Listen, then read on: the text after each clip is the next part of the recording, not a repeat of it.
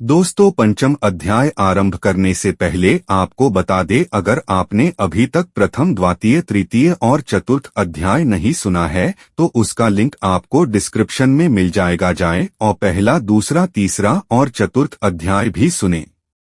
और मित्रों, आप अपने शुद्ध वचन परिवार से जुड़ने के लिए चैनल को सब्सक्राइब कर ले, क्योंकि आप एक सब्सक्राइबर नहीं, अपना एक परिवार है।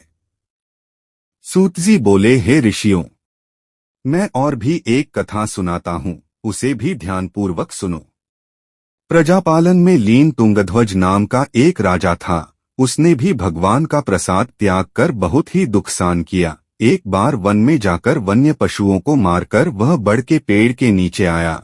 वहां उसने ग्वालों को भक्तिभाव से अपने बंधुओं सहित सत्यनारायण भगवान का पूजन करते देखा। अभिमानवश राजा ने उन्हें देखकर भी पूजा स्थान में नहीं गया और न ही उसने भगवान को नमस्कार किया। ग्वालों ने राजा को प्रसाद दिया, लेकिन उसने वह प्रसाद नहीं खाया और प्रसाद को वहीं छोड़ वह अपने नगर को चला गया।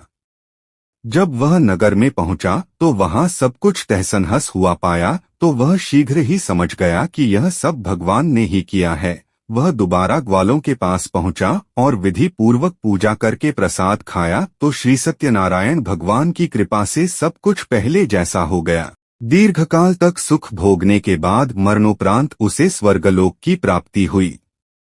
जो मनुष्य परम दुर्लभ इस व्रत को करेगा तो भगवान सत्यनारायण की अनुकंपा से उसे धन धान्य की प्राप्ति होगी, निर्धन धनी हो जाता है और भयमुक्त हो जीवन जीता है। संतानहीन मनुष्य को संतान सुख मिलता है और सारे मनोरथ पूर्ण होने पर मानव अंतकाल में बैकुंठ धाम को जाता है। सूत जी बोले, जिन्होंने पहले इस व्रत को किया है, अब उनके दूसरे जन्म की कथा कहता हूँ। वृद्ध शतानंद ब्राह्मण ने सुदामा का जन्म लेकर मोक्ष की प्राप्ति की। लकड़हारे ने अगले जन्म में निषाद बनकर मोक्ष प्राप्त किया। उल्कामुख नाम का राजा दशरथ होकर बैकुंठ को गए। साधु नाम के वैश्य ने मोरध्वज बनकर अपने पुत्र को आरे से चीरकर मोक्ष पाया। महाराज तुंगध्वज ने स्वयंभू होकर भगवान में भक्तियुक्त हो कर्म कर मोक्ष पाया। इति श्री सत्यनारायण व्रत कथा का पंचम अध्याय संपूर्ण।